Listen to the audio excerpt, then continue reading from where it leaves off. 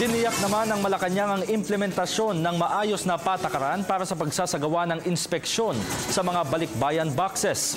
Ayon kay PCOO Secretary Sunny Coloma, ang direktiba ng Pangulo ay 100% X-ray at K9 inspection sa mga container vans na naglalaman ng mga balikbayan boxes at walang sisingilin sa mga nagpadala nito. Ang direktiba ng Pangulo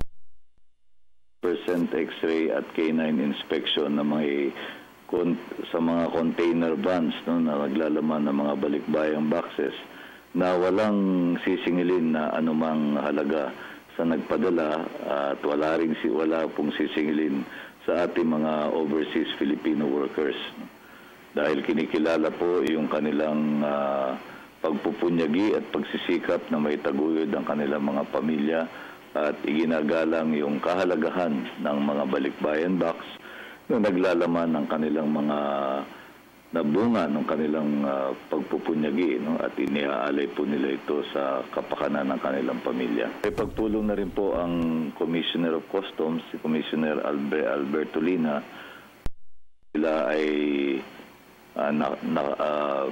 naghahanda ng mga mas malinaw na guidelines para po maiwasan yung hindi pagkakaroon ng tamang impormasyon.